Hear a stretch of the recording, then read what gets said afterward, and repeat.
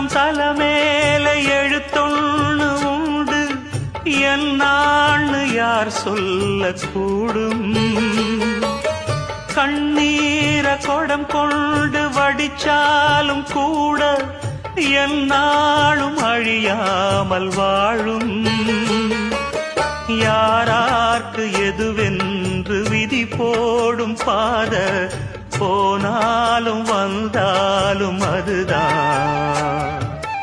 ஏழையம் வாசலுக்கு வந்தது பூங்குருவி, கோழை என்று இருந்தே போனது கை நழுவி.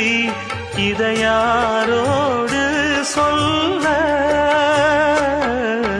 குயில பூடிச்சி கூண்டில் அடைச்சி கூவ சொல்லுகிற உலகம், மயில பூடிச்சி கால உடைச்சி ஆட சொல்லுகிற உலகம்.